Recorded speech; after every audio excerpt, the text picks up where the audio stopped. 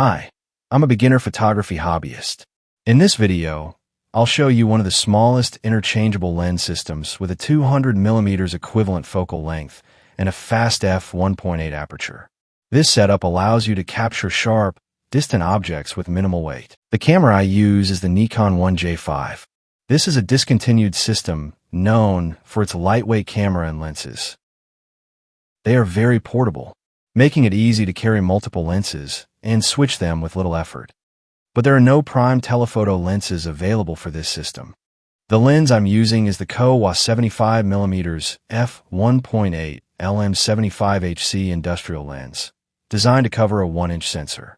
This is approximately the same size as the Nikon 1 system sensor. Due to the sensor size, the crop factor is 2.7, which makes this 75mm lens equivalent to a 200mm telephoto lens.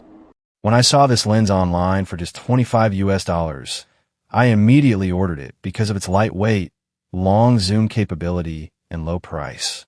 After receiving the lens, I ordered a C-mount to Nikon 1 mount adapter. However, it wasn't that simple. The base of the lens was too large, so it couldn't screw in completely and wouldn't focus to infinity. It would be a waste if I couldn't use this lens for distant objects. So, I searched online for solutions. Ivan Radic suggested modifying the adapter in a machine shop. Unfortunately, no machine shop near my home was willing to do this. So, I decided to modify it myself. An AI suggested using a rotary tool. I thought I could finish it in one day, but it was much harder than expected. For safety, I used an N95 respirator and protective goggles. I borrowed a rotary tool from a friend. I started with a grinding head, but progress was slow. The grinding head wore out quickly, and the adapter was far from finished. I ended up wearing out several grinding heads, and the rotary tool broke, possibly due to overheating. I bought another rotary tool with more bits. Unfortunately, it was cordless, so it needed long charging time, and had short usage time after a full charge, which made the whole process take longer than I expected. I used the rotary tool with bits when it was charged. I did this on days when I was free, always wearing protective goggles and a respirator. When I had spare time, I manually modified the adapter without powering the tool and without protective goggles and respirator. In total, it took me 15 days to modify the adapter so the lens could focus to infinity. I am sure there must be a better method to make this, like 3D printing or find a professional machine shop to make this. But I still like what I make a lot. The lens almost screws in completely after the adapter modification. To confirm infinity focus achieved, I tested it on distant objects. The image went out of focus, became sharp, and went out of focus again as I adjusted. Then I made a marking as my new reference for focusing. Here are some pictures taken with this lens. At f1.8, vignetting is quite noticeable. At f4, it becomes much less noticeable.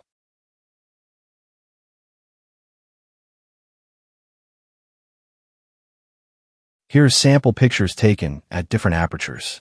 The pictures were shot in RAW and converted to JPEG using NX Studio. ISO and shutter speed were adjusted to maintain similar exposure across shots. Here are some close-up shots. It is quite sharp at f1.8 and very sharp at f2.8. Sharpness starts to decrease at f5.6 due to higher ISO.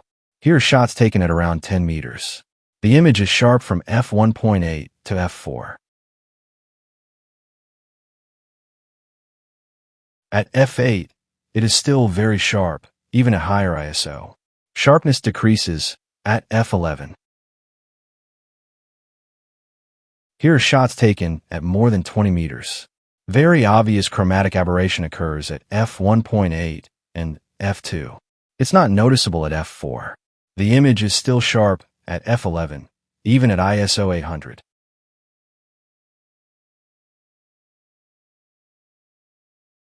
Here are shots of very distant objects. The image is not sharp at f1.8, but becomes sharp at f2.8.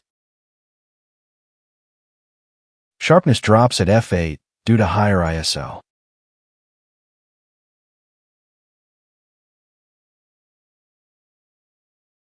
On a bright sunny day, I photographed distant objects at different apertures using ISO 160 adjusting only the shutter speed to keep consistent exposure. Some chromatic aberration is seen at f1.8 and f2, but not noticeable at f2.8. Sharpness is good from f2.8 to f11. Sharpness drops at f16, probably due to diffraction. The lens is very sharp at the center and still quite sharp at the corners without much distortion. There are 6 aperture blades, so you get hexagonal bokeh when not using the f1.8 aperture. Here are more shots taken with this lens on the Nikon J5. All unedited photos are shot in RAW and converted to JPEG by NX Studio.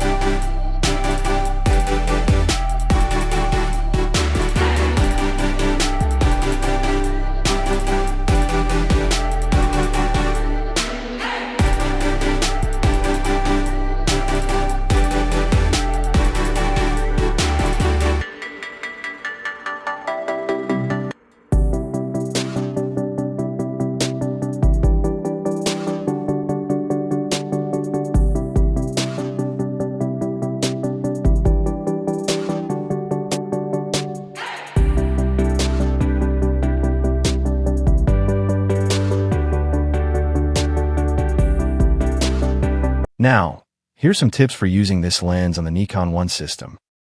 The Nikon 1 system isn't very friendly for manual lenses. Manual lenses are only supported in M mode. The only assist for manual lenses is the exposure indicator.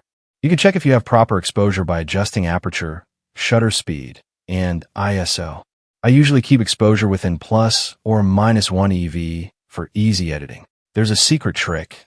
You can activate auto ISO to get correct exposure by filming a video and taking photos during the video. You can see the ISO is too low and the image is very underexposed. When I take a picture during filming, the image is captured at the correct exposure. However, only JPEG photos are captured during video. There's no focus peaking or focus zoom available. Here are some focusing techniques I use. One method is zone focusing. Using a small aperture like f8, you get a deep depth of field. Since this is a telephoto lens, I usually set the focus between 10 meters and infinity for shooting distant objects. You can see the object in the red circle at around 10 meters, and the object in the blue circle, which is farther away, are not very clear at f1.8. When changing the aperture to f8, both objects appear clear. So, this zone focusing keeps subjects clear and is great for quick shots without focusing. The downside is that the focus may not be perfectly accurate, and images can sometimes look slightly blurry. Another method I use when I have more time is to set a high ISO to overexpose the image by more than 3 EV at f1.8. I focus at f1.8 because the shallow depth of field makes it easier to see when the subject is sharp. Once the subject is clear at f1.8, it will be very sharp at f5.6 or f8. Then, I adjust the aperture until the exposure is correct.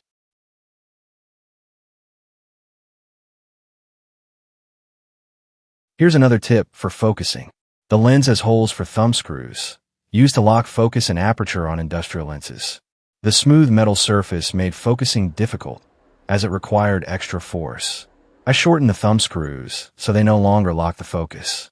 I ordered larger thumb screws to change focus and aperture more easily on the smooth surface. The thumb screws also help me feel the focusing distance. For example, to focus at infinity, I position the thumb screw at around 6 o'clock using my middle finger. To focus at around 5 meters, I move the thumb screw to about 5 o'clock. If you find this lens review helpful, hit the subscribe button, comment, like and share. I will be very grateful for all of your support.